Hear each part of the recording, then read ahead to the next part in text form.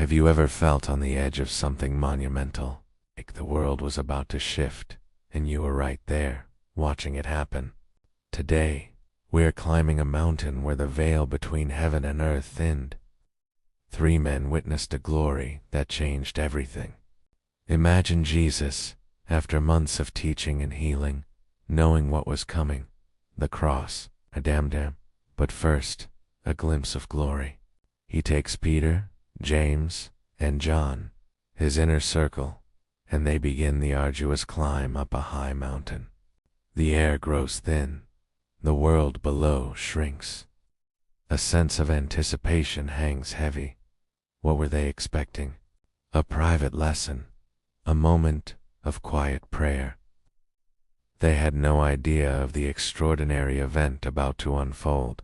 As Jesus prayed, something extraordinary began to happen. His face, usually kind and weathered, started to shine. Not just a glow, but a blinding, radiant light, like the sun itself. His clothes became dazzling white, whiter than any bleach could make them. The disciples, tired from the climb, were jolted awake by this impossible sight. And then 2 figures appeared, shimmering beside Jesus, Moses and Elijah, the lawgiver and the prophet.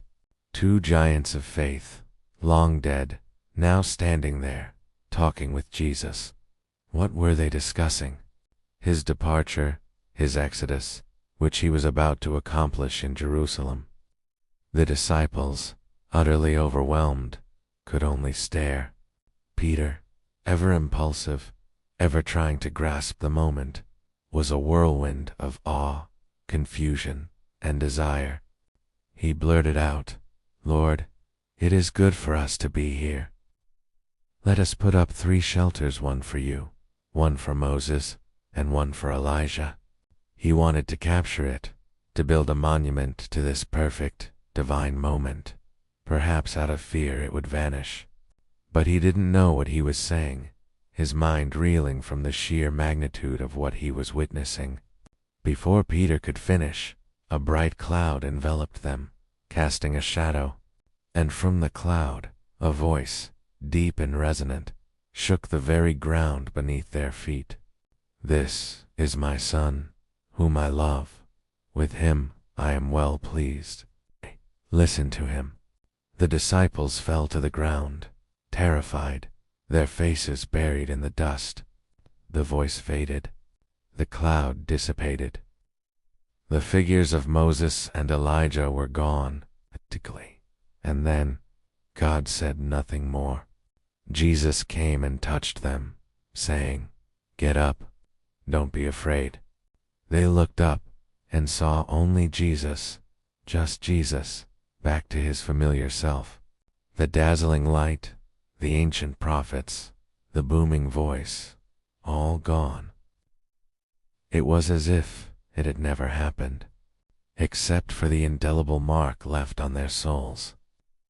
A moment etched forever in their memory. As they descended the mountain, Jesus gave them a strict command: "Don't tell anyone what you have seen, until the Son of Man has been raised from the dead." A strange instruction, given the magnitude of what they had just witnessed. But they pondered its meaning, knowing this was a secret too profound for casual telling. The Transfiguration wasn't just a spectacle, it was a profound revelation. It's God affirming Jesus, confirming his identity and mission. It was a moment of divine peace, a glimpse of glory before the suffering, a beacon of hope. It taught them, and it teaches us, that even in the darkest valleys, there is a mountain of revelation, a place where God's glory can break through. A reminder that the path to true peace often involves climbing, seeking, and listening. Remember that feeling at the beginning, that sense of being on the edge of something monumental. The disciples felt it too, and what they saw on that mountain was just the beginning of understanding who Jesus truly was. But this wasn't the end of his story. Thanks for watching, and watch out for the next episode. Subscribe and share.